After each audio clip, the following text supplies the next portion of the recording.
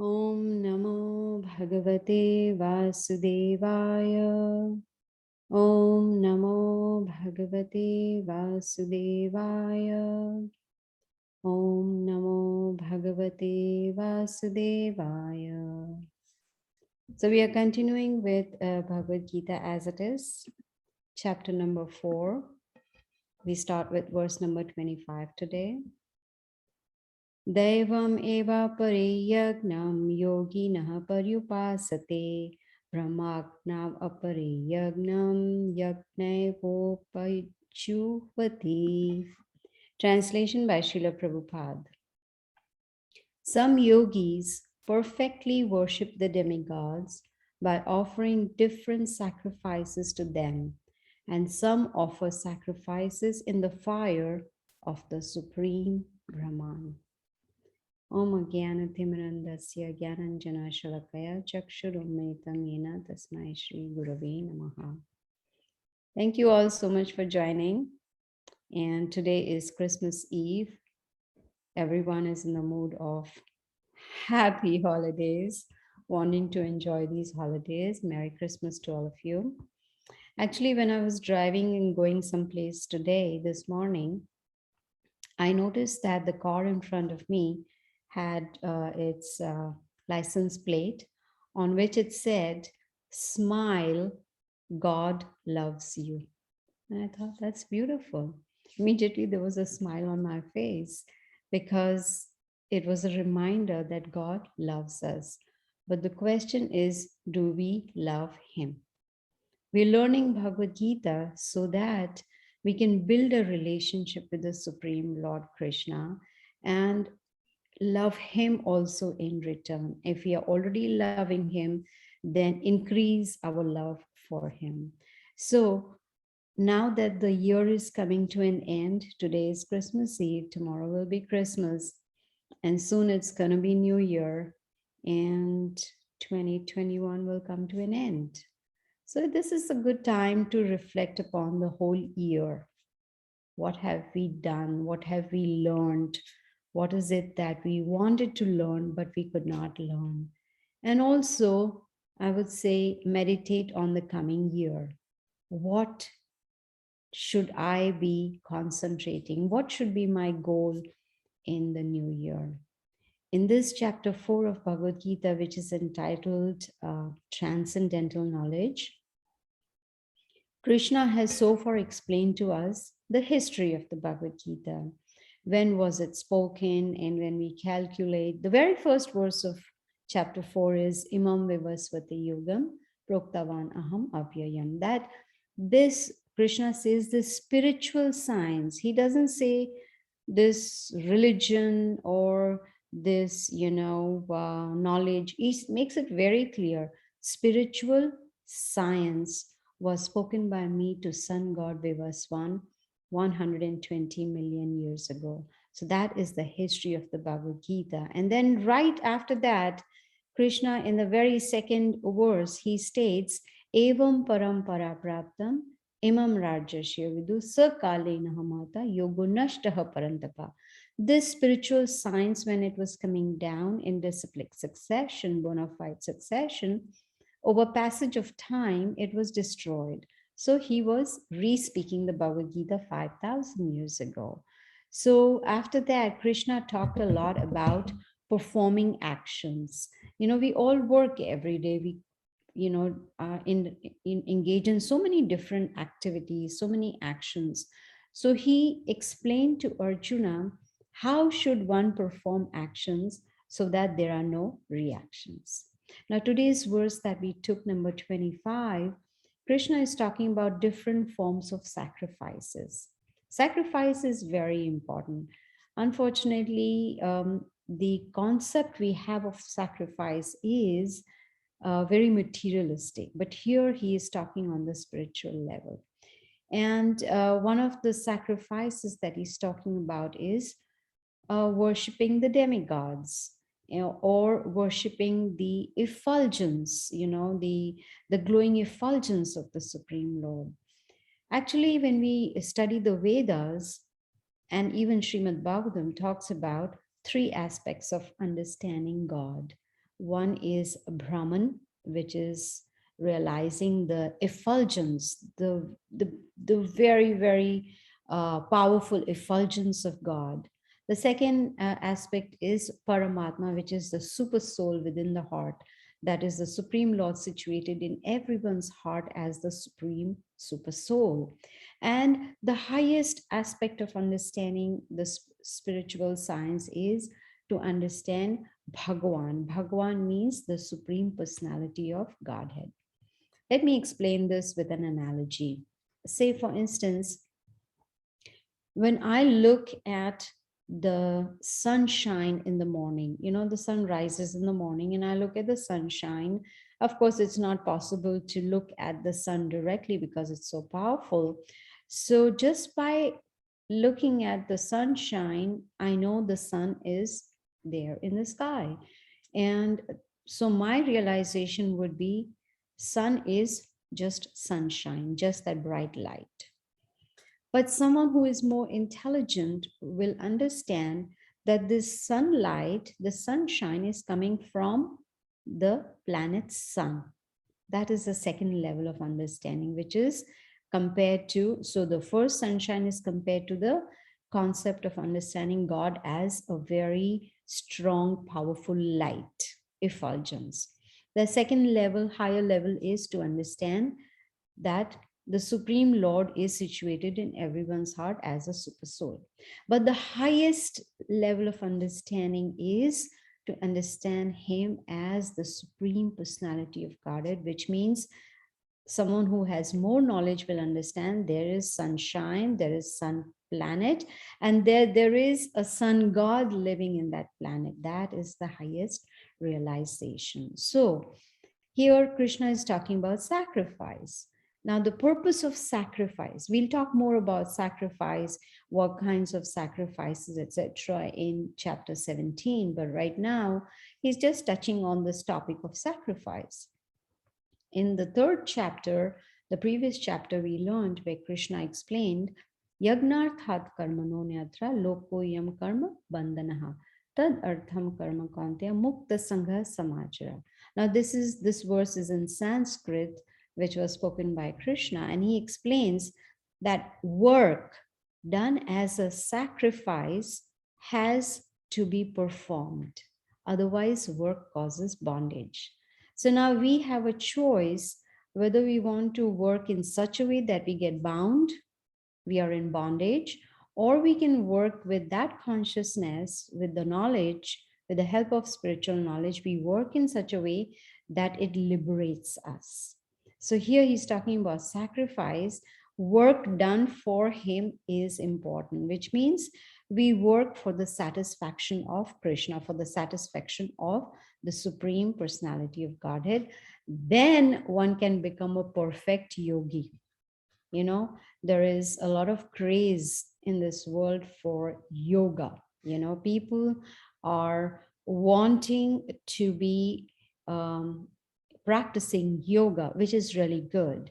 But then we have to understand what is being practiced is yoga for the body. What about yoga for the mind? So here Krishna is talking about becoming a perfect yogi, which means building a relation. Yoga means connection with the Supreme Lord. So here he's teaching us the science, the spiritual science by which we can become a perfect yogi. Now, in the purport, Srila Prabhupada very nicely explains that there are two kinds of sacrifices based on today's verse. One is sacrifice of worldly possessions. So say someone will say, oh, I am fed up of this life. I'm fed up of this materialistic life. So I'm sacrificing everything. I'm giving up all my possessions. I'm giving up my family, my house, car, whatever it is, I'm giving up, and I'm going to the mountains to do some meditation. That is sacrifice of worldly possessions. Whereas the other kind of sacrifice is to pursue transcendental knowledge. So one can, just like Krishna told Arjuna on the battlefield of Kurukshetra, he told Arjuna that you are a warrior, you are a kshatriya, you need to fight. Do your duty, do your prescribed duty. Not that you run away, like Arjuna wanted to run away to the Himalayas. He said, I don't want to fight because my relatives are on the opposite side. I don't want to kill them.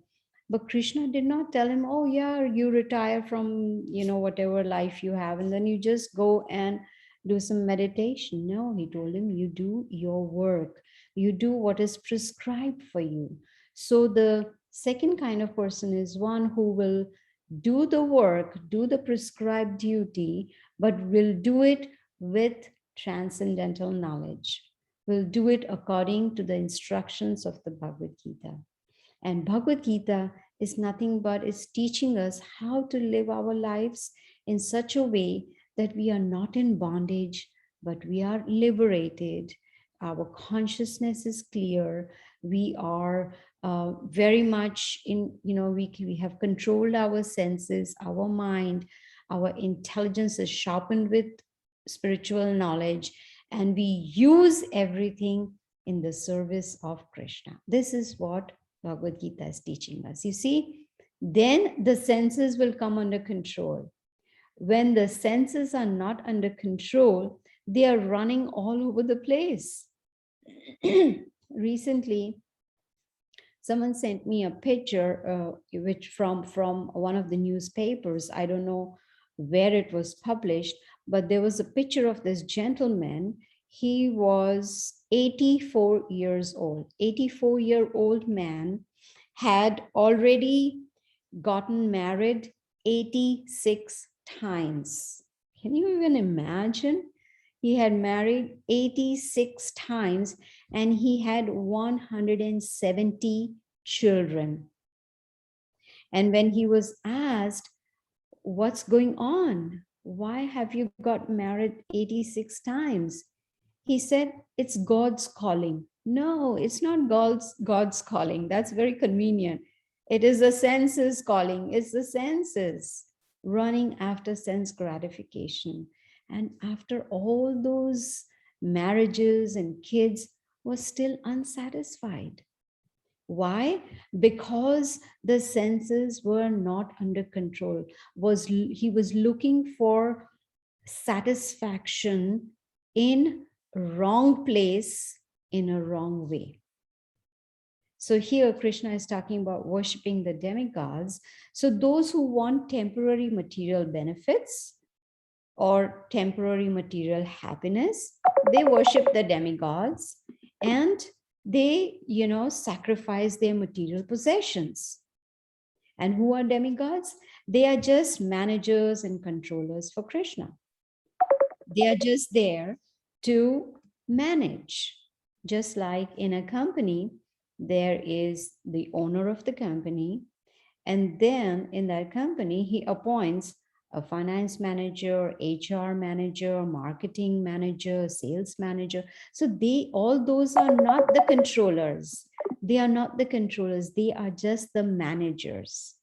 They are managing the company on behalf of the owner, who's the CEO. So here, Krishna is talking about a first class yogi. Who is a first class yogi?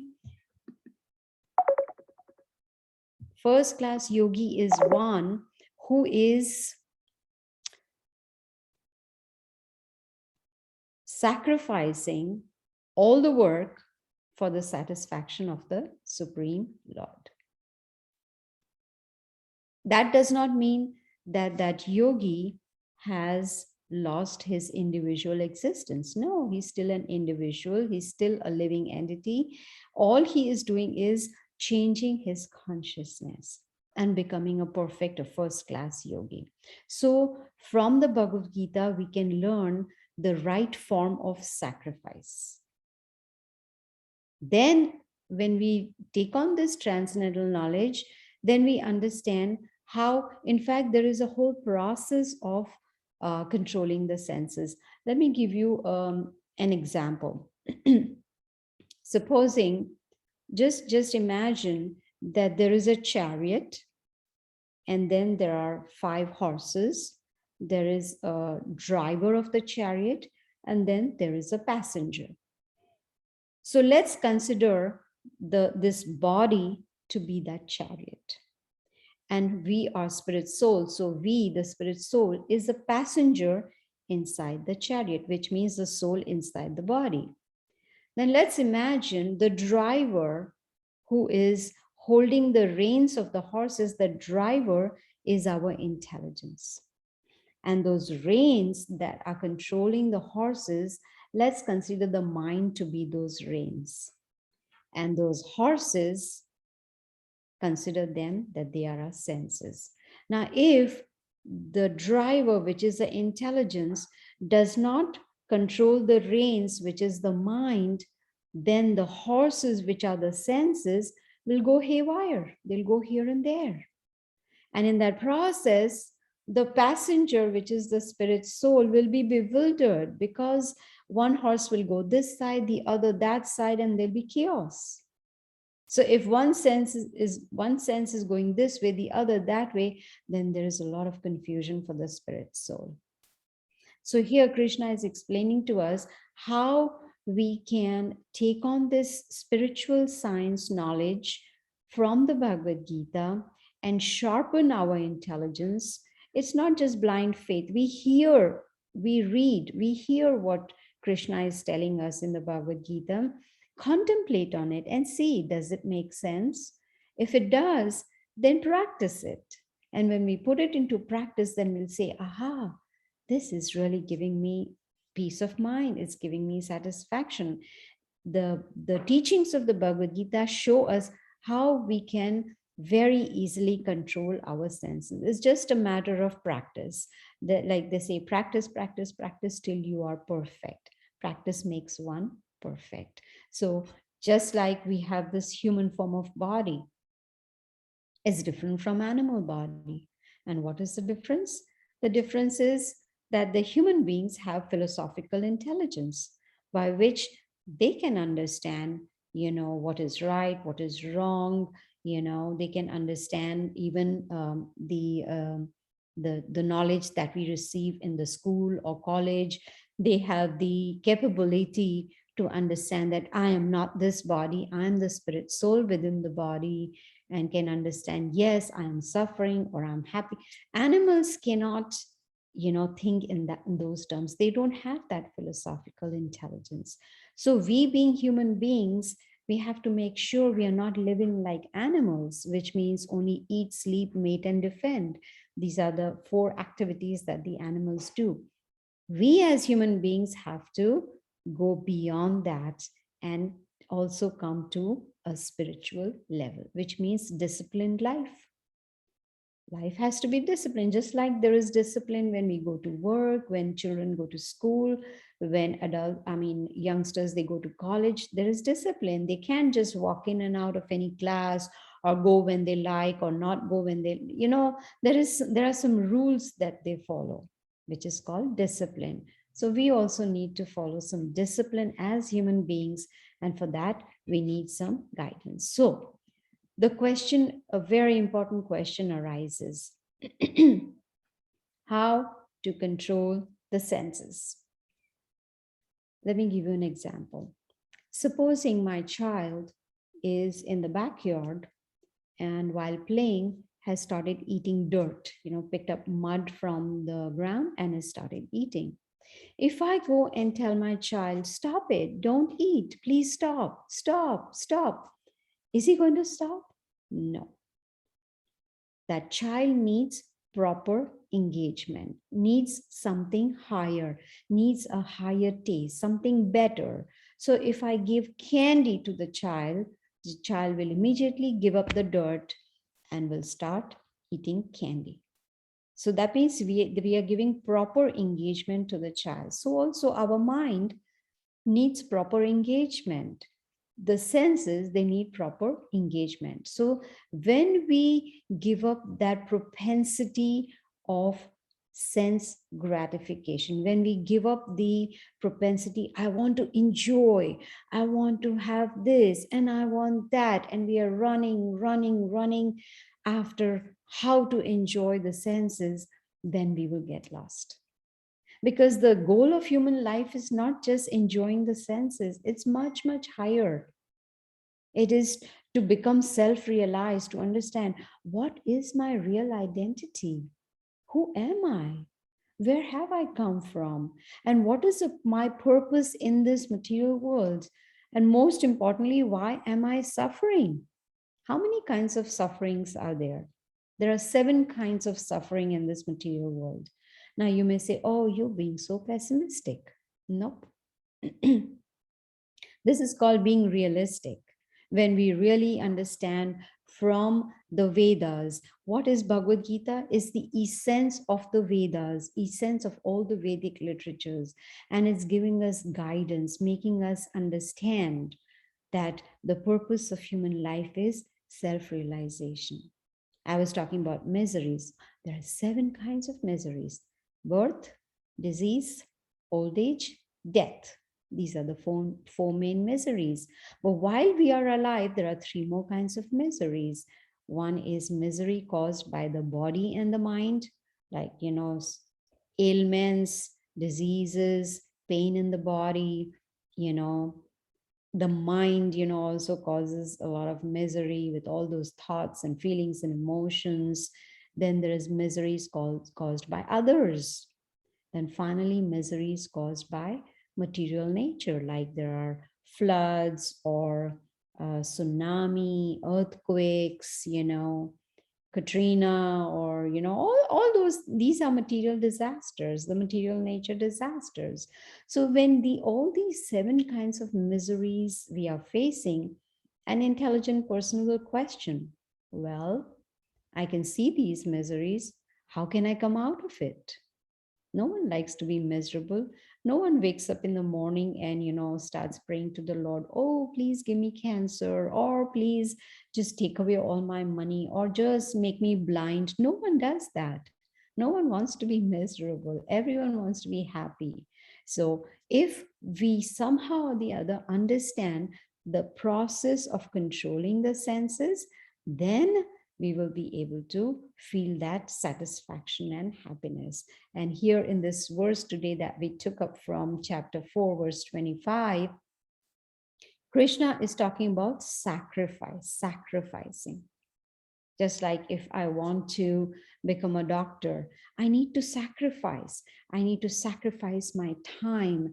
I need to sacrifice my time that I would spend with my friends or relatives, because there's a lot to study. There's a lot, a lot of work, a lot of projects to work on, in the college or in the medical college or whatever it may be. It is sacrifice, work, study long hours, 12, 15 hours, so that one can get those grades to become a doctor. That's sacrifice.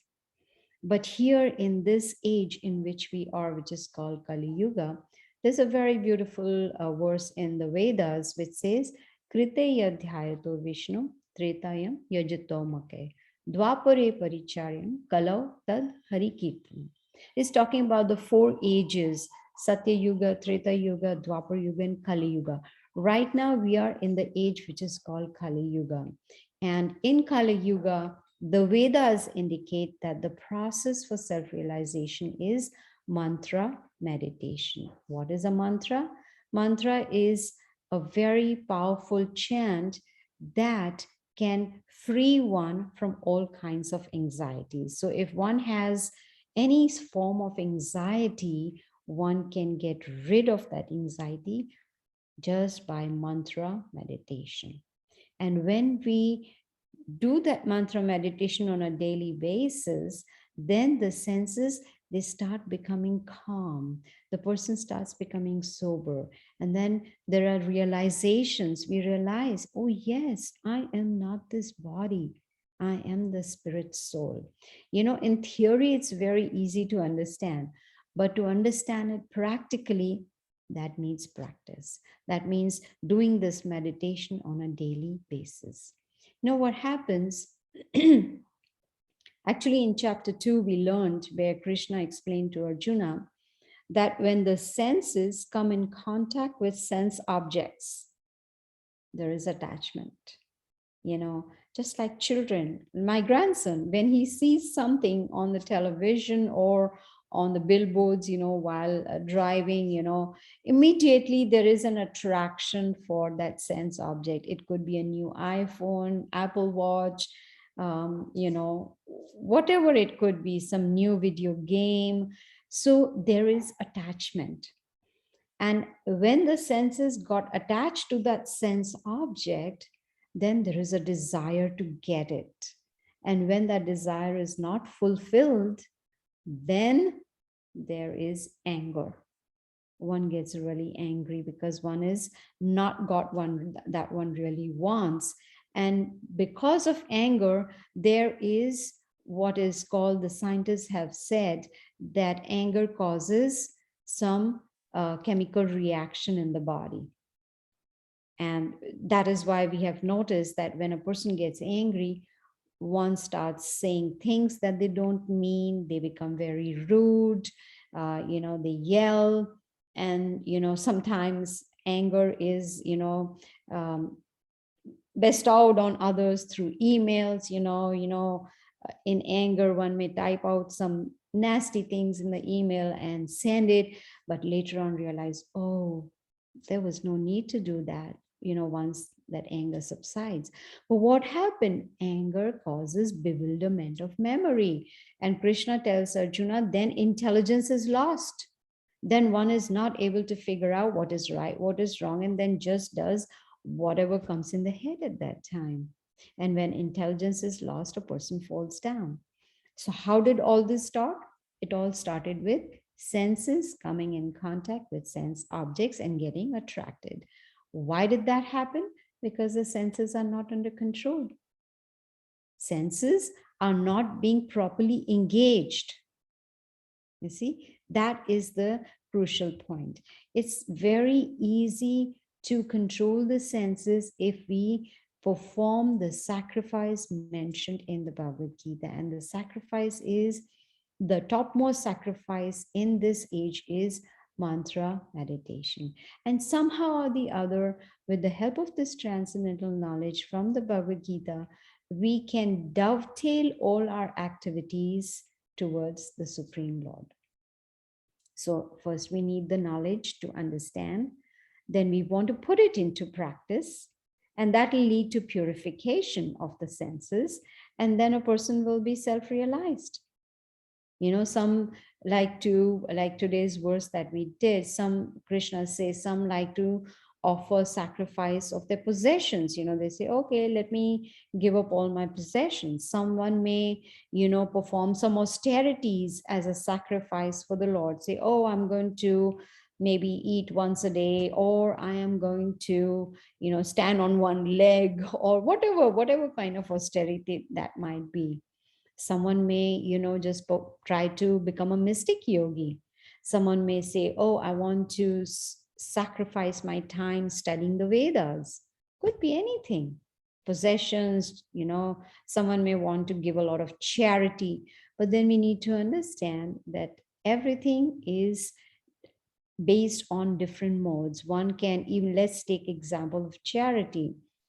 One may give charity but not realize that that charity may be in the mode of goodness, passion, or ignorance.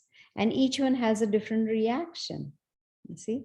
So we need to be knowledgeable. Of course, in chapter 17, we learn a lot more about, different, in chapter 14, we learn about the modes of material nature. But main thing is to understand that knowledge will help us to control our senses. Then we can become a perfect yogi. Now, perfect yogi doesn't mean someone, who has matted hair, is wearing saffron clothes, and is living in the Himalayas. No, it's just a state of consciousness. That means a person has, reached that stage of tranquility, has, is very satisfied in whatever situation he or she is. Unfortunately, people are not satisfied in this world. They no matter how much they have, no matter how much they are earning, no matter how much good things they have in their life, no matter what a nice family they have, there is always dissatisfaction. Oh, I wish I had that. Or maybe if I had that, that this is how the mind works. So if we can directly, somehow or the other, directly hear this Bhagavad Gita from a bona fide source and try to contemplate on it. And once we think about it, and have all our questions answered, and then put this into practice, and the very first thing that we can practice is mantra meditation. It begins with mantra meditation. It's very, very simple. Why mantra meditation? Because the mantras, the Vedic mantras, which are so powerful because they come from the spiritual world.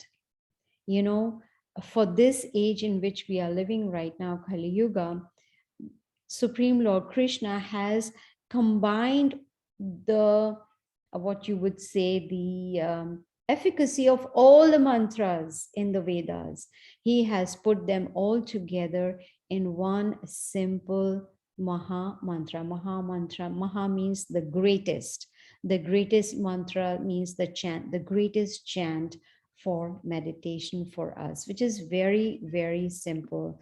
For instance, I can put it in the chat box here. Some of the, of course, the links that if you're interested, you can, look at the Facebook page or the YouTube channel for the previous classes, or join the WhatsApp group where I post different realizations on a daily basis. And then at the bottom, you will see the Maha Mantra, which is Hare Krishna, Krishna Krishna, Hare Hare, Hare Ram, Ram Ram, Hare Hare. Now one may say, what is this? Well, this is given in the Vedas, in the Upanishads also. Kali Santarana Upanishad. It's given in the Bhagavad Gita also. It is there in the scriptures, Vedic scriptures, wherein Krishna has given us what you can say a very simple formula to become happy and peaceful just by chanting. The sound vibrations of this Mahamantra are so powerful that they enter our ears and they go straight to our hearts and start cleansing the heart of all unwanted things. Now, one may say, I have no unwanted things in my heart. Maybe so. But most of us do have unwanted things, which is like, maybe in a small degree or in a bigger degree, whatever it may be, but it could be lust, anger, greed, pride, envy, illusion, could be anything. And that is the reason that we are not getting happiness and satisfaction. So if we start doing this mantra meditation on a daily basis, the sound vibrations will cleanse the heart. Just like take a mirror that we haven't used for a very long time is completely covered up with dust. And I want to see myself in that mirror. Can I see it? I cannot see my face. Why? Because it's covered with dust. Similarly, our hearts are somehow or the other covered with dust, or you may call it impurities. And until and unless we cleanse the heart, we will not be able to see ourselves that we are the spirit soul. Then only we will be able to have that realization. So it's my very humble suggestion that if you can please try this meditation on a daily basis and see for yourself whether it gives you peace of mind and happiness, and most of all, satisfaction. So today's verse, Krishna is talking about sacrifice. So when we do this mantra meditation, we are sacrificing our time for the Supreme Lord. And then when he sees us do that, he will bless us and help us in purification. So I'm going to give you a little demonstration of this mantra meditation, and I sincerely hope that you will try it at home, and maybe you can chant with me while I chant just for a few minutes. Hare Krishna, Krishna Krishna, Hare Hare, Hare Ram, Ram Ram, Hare Hare. Hare Krishna, Krishna Krishna, Hare Hare, Hare Ram, Ram Ram, Hare Hare. Hare Krishna, Krishna Krishna, Hare Hare, Hare Ram, Ram Ram, Hare Hare. Hare Krishna, Krishna Krishna, Hare Hare. Hare Ram, Ram Ram, Hare Hare. Hare Krishna, Krishna Krishna, Hare Hare. Hare Ram, Ram Ram, Hare Hare. Hare Krishna, Krishna Krishna, Hare Hare. Hare Ram, Ram Ram, Hare Hare. Hare Krishna, Krishna Krishna, Hare Hare. Hare Ram, Ram Ram, Hare Hare. Hare Krishna, Krishna Krishna, Hare Hare. Hare Ram, Ram Ram, Hare Hare. Hare Krishna, Krishna Krishna, Hare Hare. Hare Ram, Ram Ram, Hare Hare. Hare Krishna, Krishna Krishna, Hare Hare. Hare Ram, Ram Ram, Hare Hare. So you see, it's very simple. So I sincerely hope that you will be able to um, try this mantra meditation and see, if it makes a difference. And I'm sure it will make a difference, because I've been, doing this meditation for maybe decades, 3 decades, and it's very, very powerful. So I'm going to end here and see if anyone has any questions that they may want to ask. You're welcome to do that.